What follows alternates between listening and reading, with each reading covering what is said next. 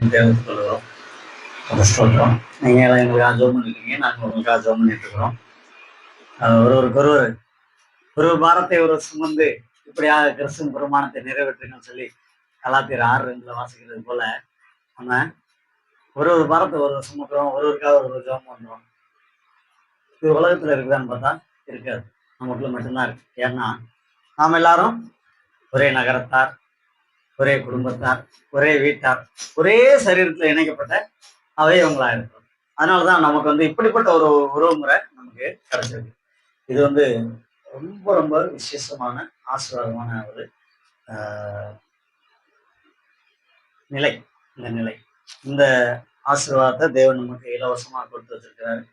அதனால உங்கள் அனைவருக்கும் மறுபடியும் கன்னிநாயக கிறிஸ்தவ சபையின் சார்பாக இந்த வணக்கத்தையும் வாழ்த்துக்களையும் தெரிவித்துக் கொள்வோம். எல்லாரும் சந்தோஷமா சௌக்கியமா இருக்கீங்களா?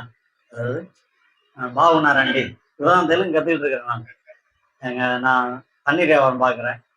அதனால அவங்ககிட்ட கேட்டுக்கிறது, மரியாதையா எப்படி பேசணும் அப்படின்னா, ஏலா உன்னாராண்டி அப்படின்னா மரியாதையா பேசுறாங்க. எப்படி இருக்கீங்கன்னு அர்த்தம். ஒருத்தவங்க சொல்லி கொடுத்துட்டு இருக்கிறாங்க, ஏலா உன்னாராண்டி, பா உன்னாராண்டி அப்படின்னு. சரி, ஓகே, கத்த ஸ்தோத்திரம். அந்நிய பாஷையில் நிறைய கத்துக்கிறது ரொம்ப நல்லது. ஹிந்தி ஓரளவுக்கு பேசுவேன், தெலுங்கு பேச கத்துக்கிட்டு இருக்கிறேன். கத்த ஸ்தோத்திரம். நம்ம எங்கேயுமே கூடும்போது கர்த்தருடைய வார்த்தையை தியானிக்கிறது நம்முடைய பழக்கமா இருக்கு. இந்த வேத வசனத்தை நம்முடைய கர்த்தர் நமக்கு கொடுக்கணும் அப்படின்னு விரும்பி நமக்கு பைபிள் மொத்தமா கொடுத்துருக்குது. ஆனா முதலாக பூமியில எழுதப்பட்டது, பைபிள்ல எழுதப்பட்ட புஸ்தகம் அப்படின்னு பார்த்தா கர்த்தர் நமக்கு கொடுத்த முதல் புஸ்தகம் எதுனா யோபின் புஸ்தகத்தை தான் நமக்கு கொடுத்திருக்கிறாரு.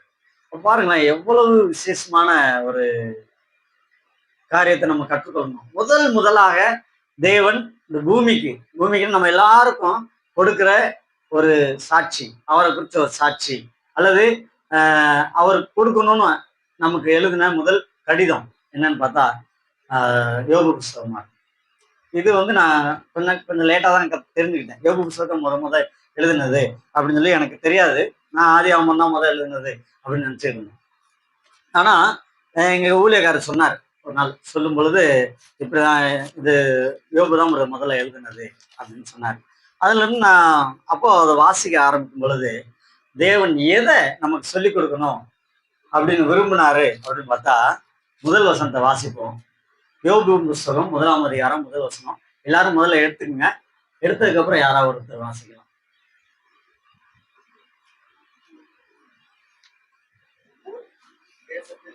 ஊத் தேசத்திலே யோபு என்னும் பெயர் கொண்ட ஒரு மனுஷன் இருந்தான். அந்த மனுஷன் உத்தமனும் சன்மார்க்கனும் தேவனுக்கு பயந்து பொல்லாப்புக்கு விலகிறவனுமா இருந்தான் அப்படின்னு வாசிக்கும். அப்போ ஒரு அடையாளம் வருது. ஊத்ஸ் அப்படின்னு சொல்லி ஒரு ஊர் இருக்கு. அந்த ஊர்ல யோபுன்னு ஒரு மனுஷன் இருக்கிறாரு. அந்த மனுஷன் யாருன்னா உத்தமனா இருக்கிறான், சன்மார்க்கனா இருக்கிறான். அதை விட மிகுந்த குணாதிசயம் என்ன அப்படின்னு பார்த்தா தேவனுக்கு பயப்படுற மனுஷனா இருந்தான். தேவனுக்கு பயப்படுறதுனால அவன் எதுக்கு விலகி இருந்தான்னு சொல்லுது, பொல்லாப்புக்கு விலகி இருந்தான். அப்போ கர்த்தர் இந்த பூமிக்கு முதலாவதாக ஒரு காரியத்தை சொல்ல ஆரம்பிக்கும் போது யாரை குறித்து சொல்ல வராரு அப்படின்னா, தேவனுக்கு பயந்த, கர்த்தருக்கு பயந்த ஒரு மனுஷனுடைய சாட்சியை இந்த பூமிக்கு நமக்கு அறிவிக்கணும்னு விரும்பி முதலாவதாக நமக்கு கொடுத்தது ஒரு கர்த்தருக்கு பயப்படக்கூடிய மனுஷன் எப்படிப்பட்டவனா இருக்கணும், கர்த்தருக்கு பயப்படணும், பயந்தா அவன்கிட்ட எப்படிப்பட்ட குணநலங்கள் இருக்கணும் அப்படிங்கிறக்காக நம்ம கற்றுக்கொள்ளணும் அப்படிங்கிறக்காக தேவன் கொடுத்ததுதான் இந்த யோபு புஸ்தகம். அதுல வாசிக்கிறோம், இது அடையாளம், இது ஒரு முன்னுரையா இருக்குது. 8ஆம் வசனம் வாசிங்களேன். அது 8, 1ஆம் அதிகாரம் 8ஆம் வசனம். இப்போ கர்த்தர் சொல்றாரு, சாத்தானை பார்த்து கர்த்தர் அவருடைய வாயால சொல்றாரு. பாத்தீங்க, கர்த்தர் அவருடைய வாயால சொல்றது, கர்த்தர் சாத்தானை நோக்கி, என் தாசனாகி யோபின் மேல் கவனம் வைத்தாயோ, உத்தமனும் சன்மார்க்கனும் தேவனுக்கு பயந்து பொல்லாப்புக்கு, அதாவது தேவனுக்கு பயந்து பொல்லாப்புக்கு விலகிறவனுமாகிய அவனை போல பூமியில் ஒருவனும் இல்லை என்றார். பூமியில் ஒருவனும் இல்லை. இது கர்த்தருடைய சாட்சி. இப்போ நம்ம சொன்னோம்னா, எனக்கு தெரிஞ்ச வரைக்கும் இந்த சகோதரனை போல ஒரு சகோதரனை நான் பார்த்ததே இல்லை. ஒரு நல்ல மனுஷன் அப்படின்னு தானே சொல்லுவோம். ஏன்னா நமக்கு தெரிஞ்சது ஒரு குறுகிய வட்டம் தான். நமக்கு தெரிஞ்ச குறுகிய வட்டம் தான். சொல்லுவாங்களா, கட்டுறது கையளவு கல்லாவது உலகளவும்பாங்களா. அது மாதிரி நமக்கு தெரிஞ்சு நம்ம சொல்லுவோம், இந்த மாதிரி இஸ்ரேல் பிரதர் வந்து ரொம்ப நல்லவர், எனக்கு நல்ல என்னோட பழகக்கூடிய நல்ல ஒரு சகோதரன் அப்படின்னு சொல்றேன்னா எனக்கு தெரிஞ்ச வரைக்கும். ஆனா தேவன் சொல்றாரு, இந்த பூமியிலேயே தேவனுக்கு எனக்கு பயந்து பொல்லாப்புக்கு விலகிற மனுஷன் அவனை போல யாருமே இல்லை. இப்படிப்பட்ட ஒரு சாட்சி பாருங்களேன், எப்படிப்பட்ட ஒரு சாட்சி. அன்னைக்கு அவருக்கு வேத புஸ்தகம் இல்லை, கற்பனைகள் இல்லை, சரிங்களா? இருந்திருக்கலாம்னா அவருக்கு சொன்ன இவர் வந்து பிரஜாச்சாரம் நான் கேள்விப்படுறேன், சரிங்களா? அப்போ அப்படி இருக்கிற காலகட்டத்துல கர்த்தரை குறிச்சு அறிஞ்சு கர்த்தருக்கு பயந்து பொல்லாப்பு செய்யாம வாழ்றதுங்கிறது வந்து எப்படி முடியும் என்பதா, கர்த்தர் யார் அப்படிங்கிறத அறிஞ்சுக்கிட்டாதான் அது முடியும். கர்த்தர் யாருன்னு தெரிஞ்சா என்ன பண்ணுவோம், அவருக்கு பயப்படுவோம். இப்போ அடிச்சுக்கிட்டே இருக்கிற ஆசிரியரை விட அன்பா இருந்து அவனுக்கு ஆலோசனை சொல்லி அவனுக்கு நல்லா கற்றுக் கொடுத்து அவன் தப்பு செய்யும்போது அவனை அடிக்கிறான் பாருங்க, அந்த ஆசிரியருக்கு ரொம்ப பயப்படுவான். அடிச்சுக்கிட்டே இருக்கிறவர் வந்து அவர் முன்னாடி பயப்படுற மாதிரி நடிப்பாங்க, அங்க போய் அவங்க கிடக்காண்டா எப்ப பார்த்தாலும் அடிக்கிறான் அப்படின்னு. ஆனா இதுவே நேசிச்சு நீ கற்றுக்கொள்ளணும், நீ நல்லா படிக்கணும் அப்படிங்கறக்காக அவங்க பிரயாசப்பட்டு உனக்கு புரியுற மாதிரி வகுப்பெடுத்து நீ அதுல கீழ்படியாம அது உனக்கு புரியாம இருக்கும்போது ஒரு கொட்டு கொட்டி இப்படி படிடா அப்படின்னு சொல்லும் பொழுது பின்னாடி போனா கூட அவர் மேல ஒரு மரியாதை முக்கியம். அப்போ யாருக்கு பயப்படுவோம் அப்படின்னா, நமக்கு அவர் யாரா இருக்கிறாங்களோ அவங்கள பார்த்தா பயப்படுவோம். இவரு அப்போ இந்த மாணவன் எதுக்கு பயப்படுறான்? அவர் அடிப்பாருன்னு பயப்படுறான், அவர் இல்ல பயப்பட மாட்டான்.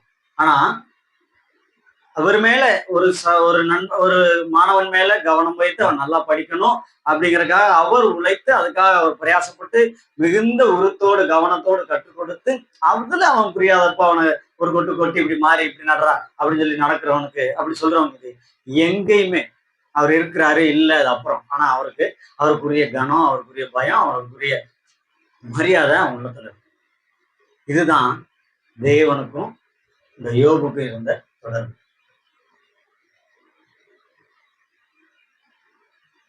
பொய் சொல்லாத சாமி கண்ணை குத்தும், எனக்கெல்லாம் சொல்லி வளர்த்தாங்க. பொய் சொன்னா சாமி கண்ணை குத்திடும். அதுக்குதான் பத்திரகாளி என்ன வச்சிருக்கு, கையில சூழாயுதம் வச்சிருக்கு. நாங்க வந்து பத்திரகாளிகளுக்கு டெய்லி தீபம் போட்டுவேன். நான் உப்புசாரி மகனும் நானும் நண்பன், அதனால நாங்க டெய்லி போய் பத்திரகாளி கோயிலுக்கு காலையும் மாலையும் தீபம் போடுறேன். பொய் சொன்னா குத்திரும், அதனாலதான் சிங்கத்து மேல உட்காந்து கையில சூழாயுதம் வச்சிருக்கு, கண்ணை குத்திடும். அப்போ என்ன பண்ணுவோம், அங்க பயப்படுவோம். உண்மையா பயப்படுவோம்னு பார்த்தா இல்லை. ஆனா இன்னைக்கு கர்த்தருடைய வார்த்தை சொல்லிடுச்சு, பொய் சொல்லாத இருப்பாயாக. நம்ம என்ன பண்றோம், பொய் சொல்றதுக்கு பயப்படுறோம். சூழாயுதம் இருக்கான்னு பார்த்தா இல்லை, சிங்கத்து மேல உட்கார்ந்து இருக்கிறாரான்னு பார்த்தா இல்லை, பயங்கரமான 8 கை 10 கையோட பயங்கரமா ஆக்ரோஷமா இருக்கிறாருன்னு பார்த்தா இல்லை. ஆனா நம்ம அவருக்கு தேவனுக்கு பயந்து, நம்ம எல்லாருமே தேவனுக்கு பயந்ததுனாலதான் காலையில வந்து உட்காந்துருக்கோம். இந்த பயம் வந்து ஐயோ அந்த பயம் இல்லை, அவர் மேல இருக்கிற கவனம், அவர் மேல இருக்கிற அன்பு, அவர் மேல இருக்கிற எனக்கும் அவருக்கு இருக்கிற இந்த உறவு முறையில நம்ம வந்து இங்க உட்காந்துருக்கோம். அப்போ இந்த மனுஷனை குறிச்சு கர்த்தர் சொல்றாரு, பூமியில யாருமே இல்லை. அப்ப நான் என்ன பண்ணிருக்கேன், கர்த்தரை யார் என்று அவன் அறிந்து வைத்திருந்தான். அதுல இப்போ கூட பார்ப்போம், அதே 2ஆம் அதிகாரம் 22வது வசனம் வாசிங்களேன். 1ஆம் அதிகாரம் 22 1:22.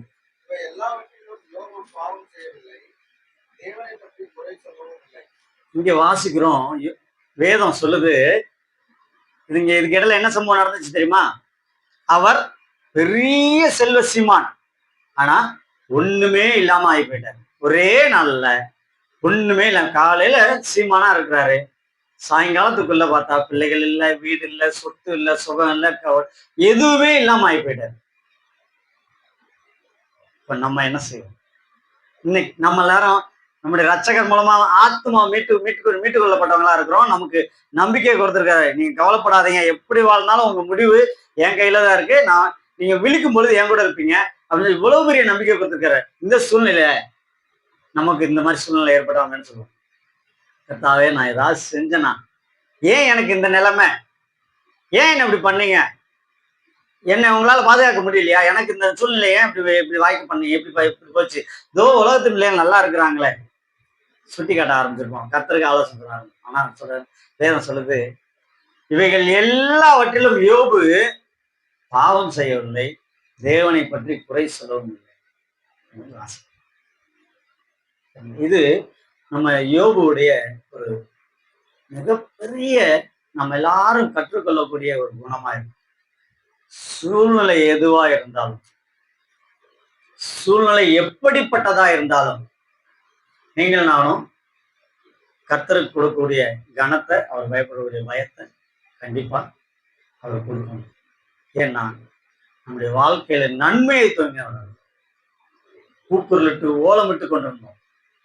எப்பொழுது விழுந்தாலும் அவியாத அக்கினி கடல் ஆகிய நரகம் தான். அதுக்குதான் போய்கிட்டு இருந்தோம். வேகமா ஓடிக்கிட்டு இருந்தோம். விசாலமான வாசலை நோக்கி ஓடிக்கிட்டு இருந்தோம். வாசிக்கிறோம், அந்த மரணத்தை தேடினா கூட கிடையாது. நமக்கு நியமிக்கப்பட்ட இடத்துல வேதனை இருக்கும், அக்கினி கடலுக்குள்ள விழுந்து துடிச்சு கொண்டிருப்போம். ஆனா சாவை நீங்க தேடினா கூட உங்களுக்கு கிடைக்காது. ஆனா அதுல இருந்து மீட்டெடுத்திருக்கிறாரு.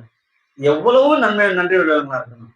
அப்போ இதற்குரிய கணம், தேவன் எனக்கு கொடுத்திருக்கிற இந்த மேன்மையான வாழ்க்கைய நினைச்சு பார்த்தோம் அப்படின்னா, உண்மையாகவே எப்படி ஒரு மாணவனுக்காக தன்னுடைய நேரத்தை செலவு செய்து அவன் கற்றுக்கொள்ள வேண்டும், அவன் நன்றா இருக்க வேண்டும் சொல்லி உழைக்கிறாரோ, அந்த ஆசிரியருக்கு எப்படி ஒரு மாணவன் கனமும் மரியாதையும் பயப்படுவதும் இருக்குமோ, அதை விட 1000 மடங்கு 1,00,000 மடங்கு அதிகமாய் நம்முடைய தேவனுக்கு நம்முடைய கனத்தை, தேவனை நாம் கனம் பண்ணணும். மல்கியால வாசிக்கிறோம்ல, நீங்க ஆண்டவர்னு சொல்றீங்க, என்னை எஜமான்னு சொல்றீங்க. நான் ஆண்டவரானால் எனக்கு பயப்படும் பயம் எங்கே? நான் எஜமானால் எனக்குரிய கனம் எங்கேன்னு தேவன் கேள்வி. அப்போ ஏன் அந்த கேள்வி வந்துச்சு அப்படின்னா, தேவனுடைய பிள்ளைகிட்ட வாயினால நீர்தான் என்னுடைய முதலாளி, என்னுடைய எஜமான், நீர்தான் என் தேவன் சொல்றோம். ஆனா அதுக்குரிய கனத்தை செலுத்துறதே இல்லை. இறைமையில வாசிக்கிறோம், என் ஜனங்கள் எனக்கு முகத்தை அல்ல முதுகையே காட்டினார்கள். இறைமையில வாசிக்கிறோம். அப்படிப்பட்டவங்களா நம்ம வாழ்ந்துட்டு இருக்கும்போது எப்படி நாம் இவரை போல பயப்பட முடியும்? அப்ப என்ன பண்ணிக்கலாம்? நம்மளை மாற்றிக்கொள்வோம். இவருடைய நிலையை பார்த்தோம்ல, செல்வ சீமானா இருந்தார், ஒரு குறையும் இல்லை, எல்லாரையும் நியாயம் இருக்கிறவர்கள் இல்ல, பெரிய மனுஷனா இருந்தார். அவ்வளவு மதிக்கக்கூடிய தேவன் மனுஷன் அந்த ஒரே நாள் முடிவுல ஒன்றுமே இல்லாம ஆயிட்டாரு. ஆனா சூழ்நிலை என்ன? அங்கே கர்த்தரை குறை சொல்லல, பாவமும் செய்யல. அது இல்லை. அப்போ இதுக்கப்புறம் தான் அவருடைய வாழ்க்கையில பிரச்சனைகளே ஆரம்பிக்கும். ஒரு 3 பேர் வர்றாங்க. 3 பேர் வந்து, அதாவது என் நண்பன் இப்படி அழிஞ்சு போயிட்டான், அவனுக்கு ஆலோசனை சொல்லணும்னு வந்தாங்க. ஆலோசனை சொல்லுற மாதிரி ஆரம்பித்து, அவனை, ஒரு மனுஷனை இப்படி ஒரே நாள்ல அழிகிறான்னா அவன் நல்லவனா இருந்தா இந்த சூழ்நிலை வருமா? நீ உனக்கு பெருமை வந்துருச்சு, அது வந்துருச்சு, குத்தி குத்தி காட்டுறாங்க. அவன் அவனை வெறுத்து போற அளவுக்கு குத்தி காட்டுறாங்க. ஆனா அது மத்தியிலேயே இது மத்தியிலேயே இந்த பிரயாணத்தை போய்கிட்டு இருக்கும் போதே, இவ்வளவு உரையாடல் நடந்துகிட்டு இருக்கும் போதே, இடையில 19ல வாசிக்கிறோம், அவர் நம்பிக்கை சொல்றாரு, என் நேசரை, என் மீட்பரை, என் மீட்பர் வந்து உயிரோடு இருக்கிறாரு, அவர் நான் பார்ப்பேன். உங்கள் கண்ணால இல்ல, ஏன் இந்த கண்ணாலே பார்ப்பேன். என் உடல் முழுவதும் அழுகி ஏன்னா அப்படிதான் இருக்கு அவருடைய உடல். அப்படி அழுகி ஒண்ணுமே இல்லாம போனா கூட நான் என் நேசரை பார்ப்பேன் அப்படிங்கிற நம்பிக்கை. அப்பயும் கூட என்ன பண்ணல, கர்த்தருடைய இடையில கொஞ்ச நாள் அப்படி போயிட்டு கடைசியில் மறந்துருந்தாரு அப்படின்னு சொல்றதுக்கு வாய்ப்பே கிடையாது. இடையிலயே என்ன பண்ணாரு, அப்படி இருக்கிறார். அவருடைய இவ்வளவு சூழ்நிலையிலும் குத்தி குத்தி காட்டிக் கொண்டிருக்கிற சூழ்நிலையிலும் கூட அவர் தன்னுடைய வாழ்க்கையில பாவம் செய்யவில்லை. புஸ்தகத்துடைய கடைசியில வாசிக்கிறோம் 42ஆம் அதிகாரம். வாங்க, யோபின் புஸ்தகம் 42ஆம் அதிகாரம். கர்த்தர் மறுபடியும் அவனை குறிச்சு ஒரு சாட்சி சொல்றார். இப்படிப்பட்ட சாட்சிலாம் நமக்கு வந்ததுன்னு வச்சுங்களேன், அது அப்படியே தேனை கலங்கமில்ல அந்த தேன் கூட்டு இருந்து விழுகிற தேனை குடிக்கிற மாதிரி ருசியா இருக்கும். சொல்லுவோம், அவங்க வாசிப்போம்.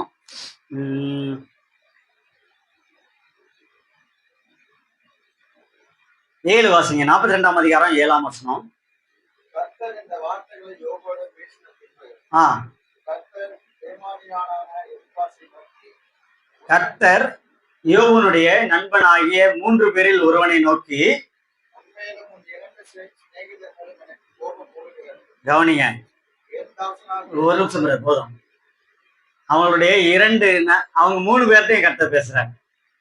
சொல்றாரு, உன் மேலையும் உன்னுடைய 2 நண்பர்கள் மேலே எனக்கு கோபம் வருது. அப்போ அவங்க இவ்வளவு நேரம் பேசினதெல்லாம் என்ன? அவரை யோபுவை துன்புறுத்தி இருக்கிறாங்க. தேவனுக்கு பிரியமான ஆலோசனை அவங்க சொல்லல. அவங்களுடைய நிலையெல்லாம் பார்த்தீங்கன்னா, அவர்கள் தேவனுடைய பிள்ளையா இருப்பது போலவும், அதனாலே அவர்கள் அழிக்கப்படாமல் அவர்கள் அதே ஆசீர்வாதத்தோடு இருக்கிறது போலவும், யோபு தேவனுடைய சமூகத்தை விட்டு வெளியேறி போனது போலையும், அல்லது தேவனுக்கு முன்பாக பெருமையாக வாழ்ந்தது போலவும், துன்மார்க்கமான வழியிலே போனது போலவும் அவங்க நினைச்சிட்டு காட்டுவாங்க.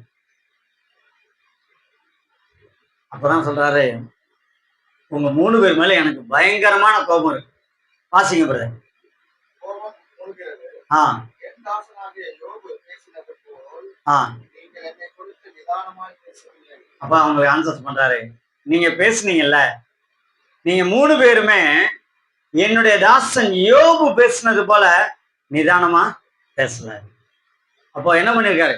இவ்வளவு நிலை ரொம்ப கேவலமான நிலையில இருக்கிறார். ஆலோசனை சொல்ல வந்த நண்பர்கள் ஆலோசனை சொல்வது போல அவரை குத்தி கொண்டிருக்கிறார்கள்.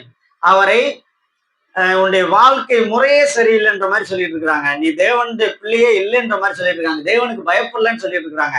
இப்படிப்பட்ட சூழ்நிலையிலும் கூட அவர் என்ன சொல்லியிருப்பாங்க? நீங்கள் என்னை குறித்து என் தாசனாகிய யோபு பேசினது போல நீங்கள் நிதானமாய் பேசல அப்படின்னா, தேவனை குறித்து அவர் நிதானமாய் பேசியிருக்கிறார். பதறி கூட ஒரு வார்த்தை தேவனை பத்தி பேசல அப்படிங்கிறது அவருடைய நண்பர்கள் சொல்லல, யோபு சொல்லல, அதை கேட்டுக்கொண்டிருந்த தேவன் சொல்ல. எதுக்குங்க இதெல்லாம் நமக்கு இருக்கு? அதுக்கு அடுத்த வருஷம் வாசிங்க. அவர்களுக்கு ஒரு காரியத்தை சொல்றாரு, பலி செலுத்துறாரு. 7 ஆதலால் நீங்க என் தாசனாகி யோபு போல் நிதானமா பேசல. நீங்க என்ன பண்ணுங்க? உங்க மேல எனக்கு கோபம் இருக்கு. நீங்க என்ன பண்ணுங்க? 7 காளைகளையும் 7 ஆட்டுக்காளைகளையும் தெரிந்து கொண்டு என் தாசனாகிய யோபுக்கு போங்க. உங்களுக்காக சர்வாங்க தகன பலி எடுங்க. முன்னாடி என் தாசனாகிய யோபு உங்களுக்காக வேண்டுதல் செய்வான். நான் அவன் முகத்தை பார்த்து உங்களை உங்கள் புத்தியினத்துக்கு தக்கதாக நடத்தாதிருப்பேன். என் தாசனாகிய யோபு பேசினது போல் நீங்கள் என்னை குறித்து நிதானமாய் பேசவில்லை. உங்க மேல எனக்கு கோபமா இருக்கு. நீங்க என்ன பண்ணுங்க? 7 காளை 7 ஆட்டுக்கடா எடுத்துக்கோங்க. அவங்களுக்கு அவனோட சேர்ந்து என்ன பண்ணுங்க? எனக்கு பலி செலுத்துங்க. பலி செலுத்தினதுக்கு அப்புறம் யோபு கிட்ட ஜெபம் பண்ண சொல்லுங்க. யோபு உங்களுக்காக வேண்டுதல் செய்வான் என்கிட்ட. அப்ப நான் அவன் முகத்தை பார்ப்பேன். பார்த்து என்ன சொல்றாரு? உங்களை உங்கள் புத்தீனத்திற்கு தக்கதாக நடத்தாதிருப்பேன். உங்க மேல எனக்கு கோபம் இருக்குல்ல, அந்த கோபத்துக்கான தண்டனைய நான் கொடுக்க மாட்டேன். எப்ப பார்த்தா யோபு உங்களுக்காக வேண்டுதல் செய்யும் பொழுது. ஏன்னா அவன் உங்களை போல நிதானம் இல்லாம பேசல. அவன் என்னை குறிச்சு எங்கேயும் நிதானமாய் பேசினான்னு சொல்லி வாசிக்கிறேன். அடுத்த வசனம் அடுத்து நான் சொல்ற வசனத்தை வாசிங்க.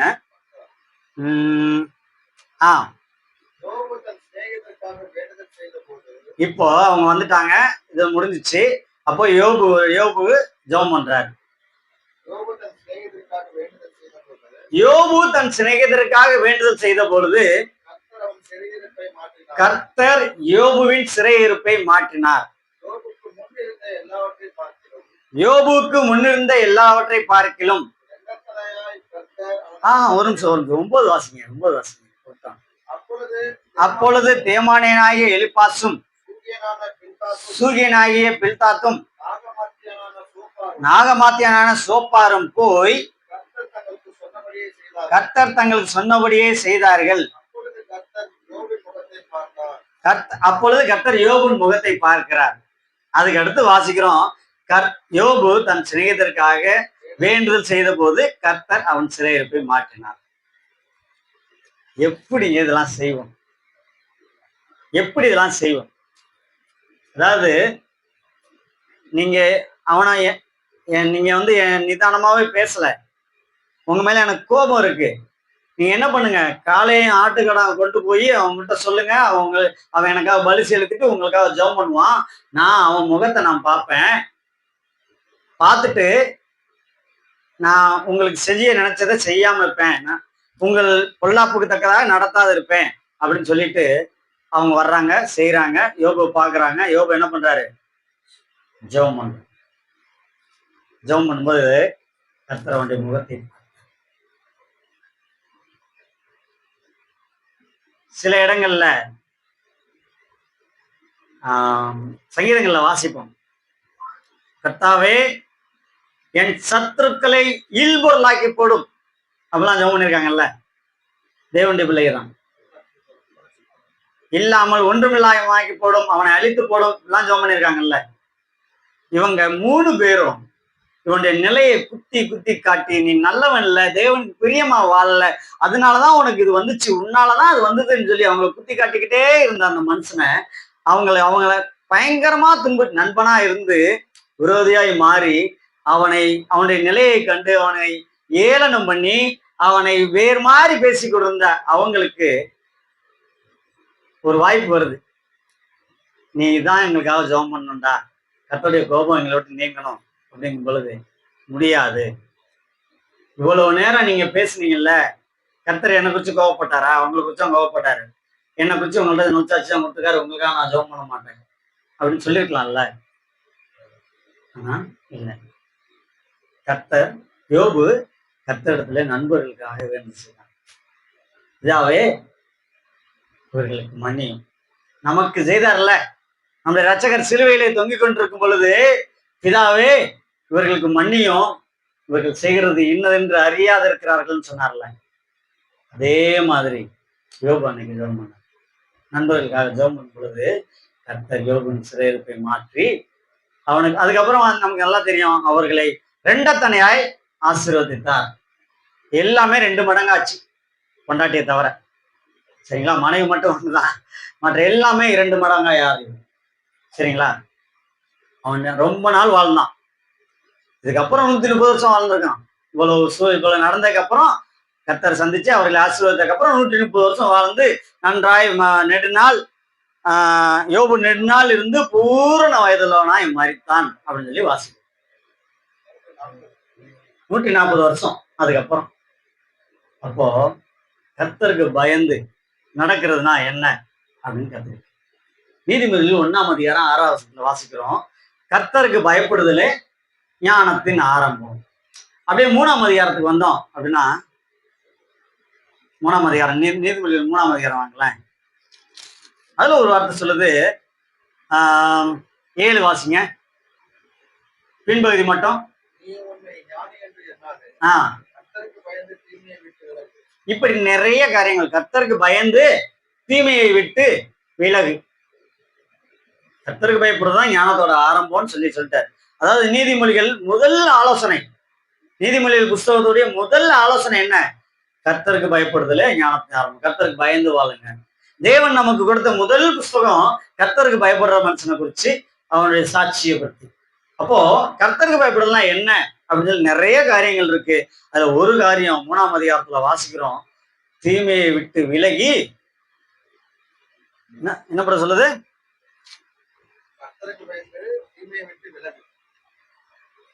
சில இடத்துல வாசிக்கிறோம், தீமையை விட்டு விலகி நன்மை செய், சமாதானம் தேடி அதை தொடர்ந்து கொள். கொஞ்சம் சங்கீதங்கள்ல வாசிக்கிறோம். அப்போ என்ன செய்யணுமா? யோபுவை போல கர்த்தருக்கு பயப்படுறவங்களா இருந்தா நாம் தீமையை விட்டு விலக வேண்டும். சரிங்க, தேவனுடைய மனுஷன் ஒருத்தர் தேவன் நமக்கு ஒருத்தரை பத்தி நமக்கு சுட்டி காட்டிட்டாரு. கர்த்தர் இப்படி எனக்கு பயந்த மனுஷன் இப்படிதான் வாழ்வான், இப்படிதான் இருக்கணும். இப்படி இருந்தாலும் அவன் அப்படி இருப்பான். எனக்கு பயப்படுற மனுஷனை அவன் சூழ்நிலை எவ்வளவு அதல பாதாளத்துக்கு போனாலும் நான் அவனை மறுபடியும் உயர்ந்த ஸ்தானத்துல வைப்பேன். யாருக்குன்னு பார்த்தா கர்த்தருக்கு பயந்து தீமையை விட்டு விலகி பொல்லாப்புக்கு விலகி இருக்கிற மனுஷனை அப்படியா ஆசீர்வதிப்பேன் அப்படின்னு சொல்லி ஒரு சாட்சி உங்களுக்கு. அவரை குறிச்சு பார்க்கும் பொழுது அப்ப கர்த்தருக்கு பயப்படணும் அப்படின்ற எண்ணம் வரும். அப்போ இதே மாதிரி இப்ப நமக்கு நம்முடைய ரட்சகர் ஒரு சின்ன ஆலோசனை கொடுத்துருக்காரு. அது மட்டும் வாசிக்கலாம். 5ஆம் அதிகாரம் வாங்க. மத்தேயு எழுதின சுவிசேஷம் 5ஆம் அதிகாரம். சிறுபிள்ளைகள் எல்லாரும் வேத வசனத்தை எடுத்துக்கங்க, எடுத்ததுக்கு அப்புறம் வாசிக்கலாம். மத்தேயு எழுதின சுவிசேஷம் 5ஆம் அதிகாரம்.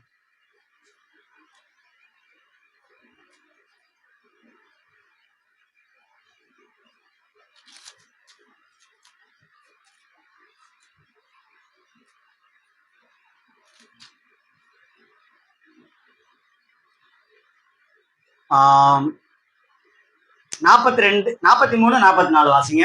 எல்லாரும் எடுத்தாச்சுல? வாசிங்க. உனக்கு அடுத்தவனை சிநேகித்து உன் சத்துருவை பகைப்பாயாக என்று உங்களுக்கு இப்படிதான் சொல்லப்பட்டிருக்குது. உனக்கு அடுத்தவனை சிநேகி, உன் சத்துருவை பகை அப்படின்னு சொல்லி அவன் நமக்கு சொல்லப்பட்டிருக்கதா கேள்விப்பட்டிருக்கிறோம். ஆனா கர்த்தர் சொல்றாரு, நான் உங்களுக்கு சொல்லுகிறேன், உங்கள் சத்துருக்களை சிநேகியுங்கள், உங்களை சபிக்கிறவர்களை ஆசீர்வதியுங்கள், உங்களை பகைக்கிறவர்களுக்கு நன்மை செய்யுங்கள், உங்களை நிந்திக்கிறவர்களுக்காகவும் உங்களை துன்பப்படுத்துகிறவர்களுக்காகவும் ஜெபம் பண்ணுங்க. யோபு செஞ்ச எல்லா செயல்பாடும் இந்த ஒரு வசனத்துல அடங்கிது. கர்த்தராக இயேசு கிறிஸ்து நீங்க நம்மகிட்ட சொல்றது என்ன அப்படின்னா, நீங்க கர்த்தர் எனக்கு பயப்படுற பிள்ளைகளா இருந்தா, என்னை நேசிக்கிற பிள்ளைகளா இருந்தா, என்னை விரும்பி உலக வாழ்க்கையும் அதன் செல்வம் அதனுடைய ஆசீர்வாதமும் எனக்கு வேண்டாம் என்று புறக்கணித்து என்னை ஏற்றுக்கொண்டது உண்மையா இருந்தா, நான் உங்களுக்கு ஒரு ஆலோசனை சொல்றேன். இன்னைக்கு நம்ம சொல்றாரு, யாரு உங்க சொந்தக்காரங்கள்லாம் அன்பாயிரு, உன்னை பகைக்கிறவன பகைங்கிறது பழைய வார்த்தை, நீங்க கேள்விப்பட்டிருப்பீங்க. ஆனா நான் உங்களுக்கு சொல்றேன், உங்கள் சத்துருக்களை சிநேகியுங்கள். சத்ருவை விட மோசமா இருந்தாங்க அவருடைய நண்பர்கள். ஜெபம் பண்ணி இருக்க முடியுமா? தேவனுடைய கர்த்தருக்கு பயப்படுற மனுஷனா இருந்தா உத்தமனும் சன்மார்க்கனும் தேவனுக்கு பயந்து பொல்லாங்கு செய்ய யோசிக்கவே மாட்டான். பொல்லாப்புக்கு விலகின மனுஷனா இருந்தாங்க. அப்ப நம்ம என்ன செய்யணும்? நம்முடைய சத்ரு தான், நமக்கு எதிரடையா தான் இருக்கிறார். ஆனா என்ன செய்யணும்? சிநேகிக்கணும். நமக்கு கட்டளையெல்லாம் கொடுக்கலங்க. கர்த்தராகிய இயேசு கிறிஸ்து கட்டளையெல்லாம் கொடுக்கல. அவர் வாழ்ந்துட்டு பேதுரு சொன்ன மாதிரி நமக்கு அடிச்சு விட்டு வச்சு போயிருக்காரு. நான் நடந்து போறேன், என்ன போல நீங்கள் நடந்து வாங்க அப்படின்னு சொல்லி தடம் பதிச்சு போயிருக்கிறார். அவரு சத்ருவை நேசித்தார். சிநேகிதனே நாளையா என்ன காட்டி கொடுக்கிறார். அடுத்து வாசிக்கிறோம். அடுத்து பதில் சொல்லுங்க. உங்கள் சத்துருக்களை சிநேகியுங்கள், உங்களை சபிக்கிறவர்களை ஆசீர்வதியுங்கள். இது செய்வோமா? என் சாபம் உன் மேலதான் வரும். நம்ம சொல்ற வார்த்தை, என் மேல என் தேவனுடைய ஆவியானவர் அவருக்கென்று அபிஷேகம் பண்ணி பிரித்து எடுத்து அவருடைய பிள்ளையா வச்சிருக்கிறாரு. கர்த்தர் சொல்றாரு, இஸ்ரவேலுக்கு விரோதமான மந்திரமும் சூன்யமும் இல்லை, அது என்னைய அணுகாது, நீ என்ன சபிச்சுன்னா அது உனக்கு தான் வரும். சொல்லுவோமா இல்லையா? சொல்ல மாட்டோம். சொல்லியிருக்குமா என்னன்னு தெரியல. ஆனா நம்ம சொல்லக்கூடிய உடல் மொழியும் பதிலும் இதாதான் இருக்கும். நம்மளை யாராவது சபித்தார்கள் என்றார். ஆனா அவர் சொல்றாரு, உன்னை சபிக்கிறவர்களே நல்லா இருமா. நீ என்ன சபிக்கிறியா? நீங்க நல்லா இருங்க, சந்தோஷம், பரவாயில்ல, நீங்க நல்லா இருங்க, நீங்க நல்லா இருந்தா அது போதும், எனக்கு சந்தோஷம். அப்படி ஒரு வார்த்தை சொல்றோம்னு வைங்களேன், சபிச்சாங்கல்ல, அவங்களுக்கு ஒரு பெரிய ஆட்டம் வரும், மனசுல பெரிய அசைவு ஏற்படும். என்னடா நான் போய் சபிச்சுக்கிட்டு இருக்கிறேன், நான் என்ன நீங்க நல்லா இருங்க அப்படின்னு சொல்றாங்களே அப்படின்னா இவங்க இவங்க யாரு அப்படின்ற ஒரு கேள்வி வரும். அங்கதான் நான் கர்த்தருக்கு பயந்த மனுஷன், நான் கர்த்தருக்கு பயந்த மகள், நீங்க செய்யற மாதிரி நாங்க செய்ய மாட்டேன். ஏன்னா என் ரட்சகர் எனக்கு அப்படிதான் செஞ்சார். நான் அவரை வேண்டாம் என்றும் வெள்ளக்கார சாமி என்றும் செத்து போனவர் தோற்று போனவர் என்றும் சொல்லிக் கொண்டிருந்தேன். ஆனா அவர் என்ன நேசிச்சார். அவர் என்ன நான் ஆசீர்வதித்தேன். உனக்கு நித்திய ஜீவனை நான் தருவேன். என் கடவுள், நான் போராடி இருக்கேன் எங்க வீட்டுல. நீங்க கிறிஸ்து பிறப்புக்கு முன்னு தானே இருக்கு, கிபிக்கு 3 இருக்கு. அதுக்கு முன்னாடி இருந்தார்ல அந்த கடவுள் தான் இந்த கடவுள். நான் போராடி இருக்கேன், தெரியல. ஆனா அவர் என்ன ஆசீர்வாதம். எப்படிப்பட்ட ஆசீர்வாதம்னா, அவருடைய வலது பாசத்துல அவருடைய குமாரனுடைய சரீரத்தின் அவயமா நானும் உட்கார்ந்தேன். எவ்வளவு ஒரு மேன்மையான ஆசீர்வாதம். இப்ப நான் யாரா இருந்தேன்? சபிக்கிறவனா இருந்தேன். ஆனா தேவன் எனக்கு நிலையை கொடுத்தார். யார் மூலமா? இந்த ரட்சகர். அவரு இதெல்லாம் செய்யுங்க இதெல்லாம் செய்யுங்கன்னு சொல்லிட்டு போல. அவரை குறித்து வாசிக்கிறோம், ஊழியம் கொல்லும்படி வராமல் ஊழியம் செய்யும்படி வந்தார் சொல்லி வாசிக்கிறோம். நம்முடைய ரட்சகர் செஞ்சார். செஞ்சு கொடுத்து பாருங்க. அடுத்த பகுதி பாருங்கன்னா நம்மளால செய்யவே முடியாது. உங்களை பகைக்கிறவர்களை வாசிங்க, பகைக்கிறவர்களுக்கு நன்மை செய்யுங்கள்.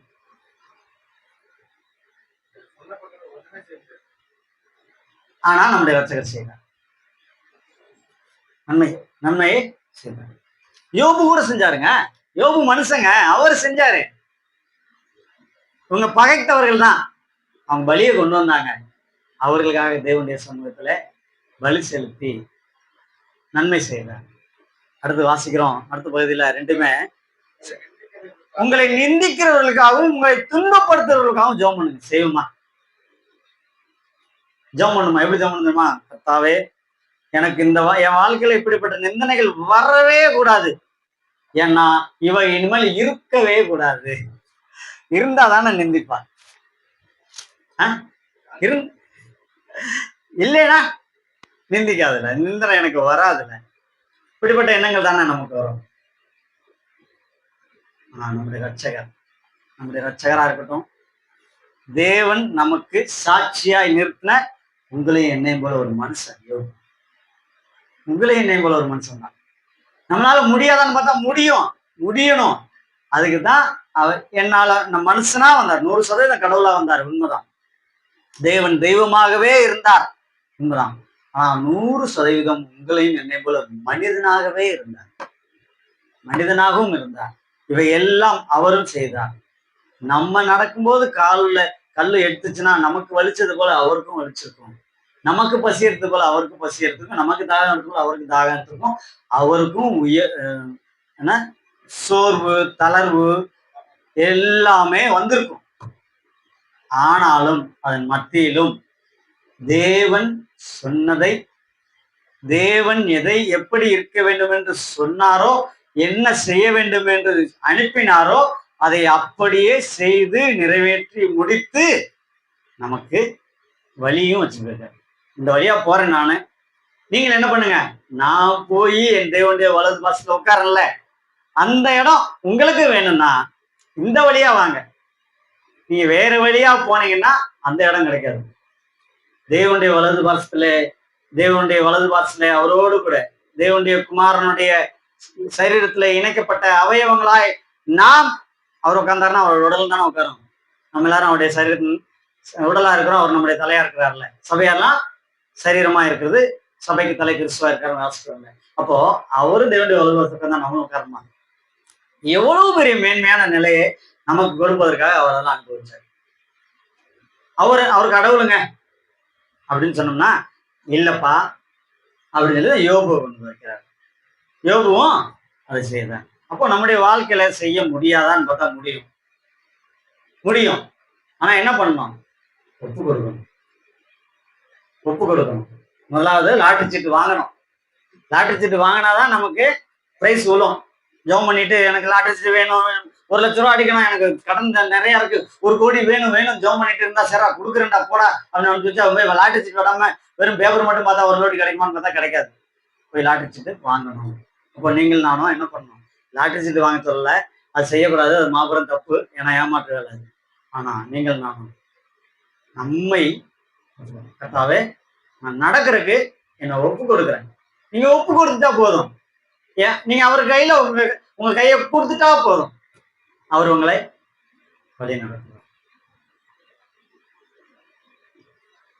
தாவீது பாடியிருக்கிறார், மரண இருளின் பள்ளத்தாக்கிலே நடந்தாலும் நான் பொல்லாப்புக்கு பயப்பட மாட்டேன், ஏனென்றால் உமது கோலும் உமது தடியும் என்னை தேற்றும். நீங்கள் நானும் தேவனுடைய கோலாலும் தேவனுடைய தடியாலும் தேற்றப்பட வேண்டும் என்றால் நம்மை ஒப்பு கொடுத்து அவரோடு கூட நீங்கள் நடந்தாலும், எவ்வளவு யோபுடைய நமக்கு பள்ளத்தாக்கு வந்துடும், மரண இருளின் பள்ளத்தாக்கு யோபுடைய வந்துடும்.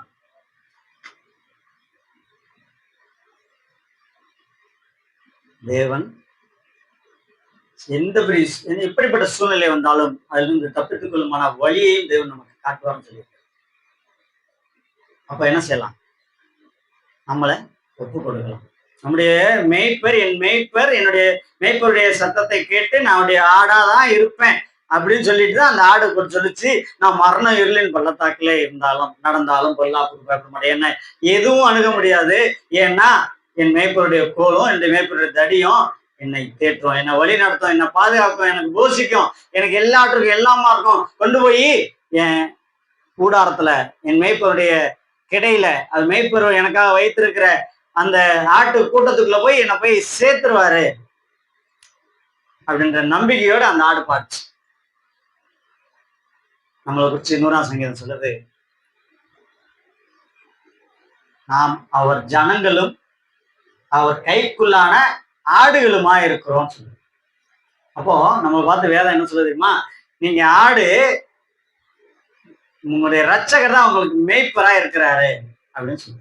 அப்போ நம்முடைய மேய்ப்பருக்கு, நம்முடைய ரட்சகருக்கு சொன்ன வழியில் நம்ம போலாமா? ஏன்னா என்னுடைய மேய்ப்பர் என் கூட இருக்கிறாரு. யோபு ஒரு கோலை தான் நீட்டினான், செங்கடலு 2ஆ கலந்துச்சு. மோசே மன்னிக்கணும், யோபுல மோசே அவர் கையில ஒரு கோல் கொடுத்தினாரு, கரெக்டா கோலை தான் நீட்டினாரு, 2ஆ கலந்துச்சு. நம்முடைய ரட்சகர் அதோட 1000 மடங்கு பெரியமானது. அவர் நம்ம கூட இருக்கிறாரு, அவருடைய கோலம் அவர் தடியை நம்ம தேட்டாதான். ஆனா நீங்கள் நான் யாரா இருக்கணும்? அவருடைய மேய்ச்சலின் ஆடுகளா இருக்கணும், அவரை நம்புகிறவர்களாக. அவருடைய நான் உமக்கு பயந்து வாழ்வேன், நான் பயந்தில்ல, உம்மை கனம் பண்ணி வாழ்வேன், உம்முடைய விருப்பத்தின்படி வாழ்வேன், நீர் சொன்னபடி வாழ்வேன் என்று சொல்லி ஒப்பு கொடுக்க வேண்டும். எந்த சூழ்நிலை வந்தாலும் நான் ரோமர் 8:36 வாசிக்கிற போல, எப்படிப்பட்ட சூழ்நிலை வந்தாலும் கிறிஸ்துவின் அன்பை விட்டு என்னை பிரிப்பவன் யார் அப்படின்னு ரோமர்ல வாசிக்கிறது போல, என்னுடைய சூழ்நிலை எதுவா இருந்தாலும் நான் பதறி ஒன்றும் பேச மாட்டேன், உமக்கு விரோதமாய் பாவம் செய்ய மாட்டேன், நான் நிதானமாய் உம்மோடு கூட உம்முடைய வழியிலே நடப்பேன், நான் உம்முடைய வார்த்தையின்படி நடப்பேன், நான் என் சத்துருக்காக ஜெபம் பண்ணுவேன், என்னை பகைக்கிறவர்களுக்காக துன்பப்படுத்துக்காக ஜெபம் பண்ணுவேன், நான் சத்துருவை சிநேகிப்பேன், பகைக்கிறவரை அன்பு கூறுவேன். இப்படி நம்ம வாழும் பொழுது 2 தனியா நமக்கும் கிடைக்கும். யோபுக்கு 2 தனியா இந்த காலகட்டத்தில் நம்ம வாழ்றதுக்கு இன்னும் பல மடங்கு அதிகமான ஆசீர்வாத தேவன் தரவாங்க. ஆனா நீங்கள் நான் செய்யக்கூடியது சாமி கண்ணை புத்துன்ற பயத்துல நம்ம தேவன் பயப்படக்கூடாது. அவர் மேல வைத்திருக்கிற அன்பு எதுக்காக நான் அவரை நேசிக்கணும் பார்த்தா, அவர் உங்களை நேசிச்சு, அவர் நம்மை உங்களை இல்லை, அவர் நம்மை நேசிச்சு நமக்கு தேவன் கொடுத்திருக்கிற ஸ்தானம் என்ன? தேவனுடைய பிள்ளை, பாவம் மன்னிக்கப்பட்டவர்கள், பரிசுத்தவான்கள், நீதிமான்கள், தேவனுடைய ஜனம், தேவனாலே தெரிந்து கொள்ளப்பட்ட ஜாதி, தேசம், இப்படி நம்மளை மாட்டி வச்சிருக்கிறார்கள. அப்போ நம்ம அவருக்கு இதுல தேவன் நமக்கு இவ்வளவு பெரிய ஆசீர்வாதம் வச்சிருக்கிறாரே, அப்புறம் நான் என்ன பண்ணக்கூடாது? அவரை கனம் பண்ணக்கூடாது? ஏன் அவருக்கு பயப்படக்கூடாது? ஏன் அவருடைய வழியில் நடக்கக்கூடாது? ஏன் அவர் மேல நான் அன்பு கூறக்கூடாது? கேள்வி வருதா? நம்ம நேசிக்கிறவங்களுக்கு பதில் என்ன செய்ய முடியும்? பணம் கொடுக்க முடியுமா? பொருள் கொடுக்க முடியுமா? நம்மை நேசிக்கிறவர்களுக்கு பதில் நாம் அவங்களை நேசிக்கிறதா சரியான பதில், சரியானது. என்னை நேசிக்கிறவனை நான் நேசிக்கிறேன். என் தேவன் என்னை நேசிக்கிறார். நான் அவருக்கு என்ன நேசித்து அவர் எனக்கு செய்த ரட்சிப்பை நினைத்து பார்த்து அவரில் அன்பு கூர்ந்து அவருக்கு கீழ்ப்படிந்து வாழ்றதா நாம செய்யற பதில். அதான் கர்த்தர் சொல்றாரு. தீமையை விட்டு விலகுவதே கர்த்தருக்கு பயப்படும் பயம். நம்ம எல்லாரும் கர்த்தருக்கு பயப்படணும்னு ஆசைப்படுறோம். என்ன பண்ணலாம்? தீமையை விட்டு விலகினா போதும். ஞானத்தின் ஆரம்பம் நம்ம அதை கற்றுக்கொண்டோம், கர்த்தருக்கு பயந்தோம். நம்மளோட எவ்வளவு சிறந்தவர்களோட இந்த ரட்சகராக இயேசு கிறிஸ்துவை வாழ்க்கையை காப்பாற்றிக் கொள்ள முடியல. ஆனா நீங்கள் நானும் ஆண்டவர்கிட்ட வந்து நம்முடைய வாழ்க்கையை, உயிரை காப்பாற்றிக்கிட்டோம். அப்ப நாம ஞானவான்கள் தான். ஆனா ஏதாவது சொன்னாரு, தீமையை விட்டு விலகு. நீ தீமையை விட்டு விலகிட்ட, பொல்லாப்பு செய்யல அப்படின்னா நீ எனக்கு பயப்படுற, நீ எனக்கு பயப்படுற. தேவனுக்கு பயந்தவன், தேவனுக்கு பயந்தவள், நீ எனக்கு பயந்தவள், என்னை நேசிக்கிறவள், எனக்கு கொடுக்கக்கூடிய கனத்தை கொடுக்கிறவள்.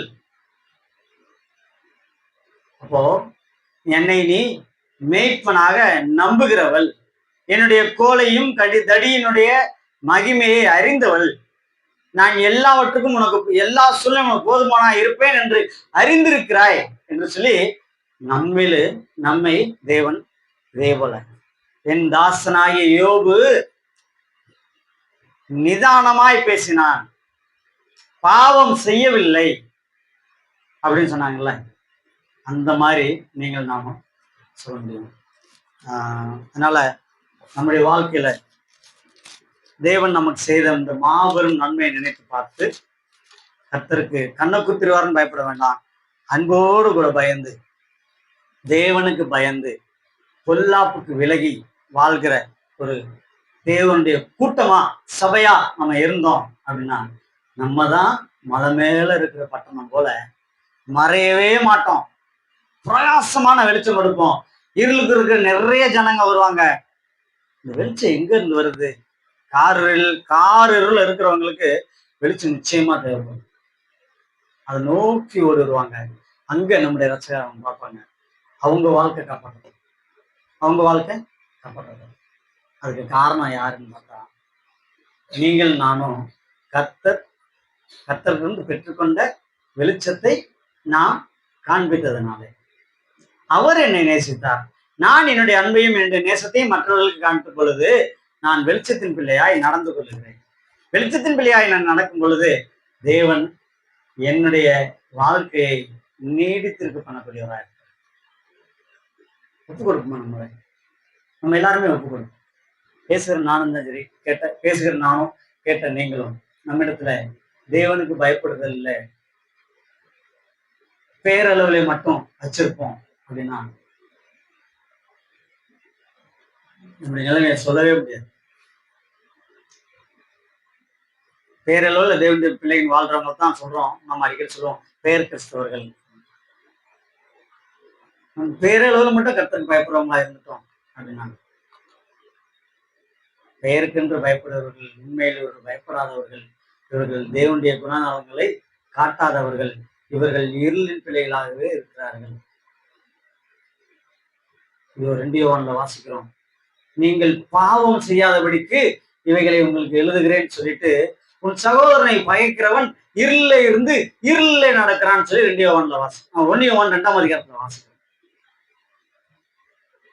அப்போ நம்ம வெளிச்சத்தை காட்டலைனால நாம் மற்றவர்களை பயக்கிறவர்களாக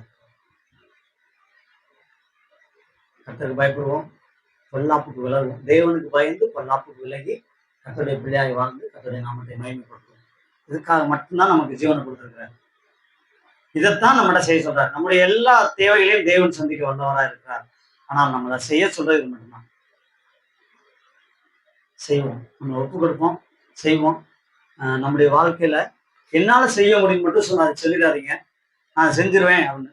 தேவனே இது செய்யறதுக்கான பலனை தாங்க, நீங்க உம்மால இது முடியும், என்ன நான் உமக்கு பயந்து உமக்கு பிரியமா பொல்லாப்புக்கு விலகி மனசுக்குரிய மனுஷியா என்னால வாழ முடியும். உங்களுடைய மகனா என்னால வாழ முடியும். நான் விரும்புறேன். ஆனா நான் மாம்ச சரீரத்துல இருக்கனால ஒருவேளை இதுல நான் தவறி போறதுக்கு வாய்ப்பு இருக்கு. ஆனா நீங்க எனக்கு உங்களால என்ன மாற்ற முடியும். நீங்க என்ன தாவீது சொன்னான்ல, தாவீது தான் அந்த சிங்கத்தையும் கரடியும் கொண்டான். அறிக்கையிடுறாரு, அந்த சிங்கத்துக்கும் கரடிக்கும் தப்பு வித்த தேவன் இவனையும் தப்பு வைப்பார், இவனிடத்திலும் என்னை தப்பு வைப்பார். தாவீது தான் சிங்கத்தையும் கரடியும் கொண்டான். ஆனா அவனை சார்ந்து வரலாம், தேவனை அந்த இடத்துல நீங்கள் நானும் கர்த்தருக்கு பயந்து வாழ்ந்து பொல்லாப்புக்கு விலகிறவங்களா இருக்கணும்னு நான் ஆசைப்படுறேன். நீங்க எனக்கு அது போய் பலன் தாங்க. நீங்க உங்களுக்கு பயப்படக்கூடிய உங்க கனம் பண்ணக்கூடிய கணத்தை எனக்கு கொடுங்க அப்படின்னு கேட்கும்போது என்னை நீங்க நடத்துங்க, உங்க கையில என்ன ஒப்பு கொடுக்குறேன். என்னுடைய மேய்ப்பர் கீழேயே நான் இருந்துக்கிறேன். நான் உண்மை மட்டுமே நம்பி இருக்கிறேன். நான் உங்களுடைய கைக்குள்ளான ஆடாவே இருக்க ஆசைப்படுறேன்னு சொல்லி நம்மளை ஒப்பு கொடுக்கணும். கர்த்தர் தொடர்ந்து நம்முடைய வாழ்க்கையை வழிநடத்துவார். கர்த்தர் நம்ம என்பதாக நம்ம சொல்றோம்.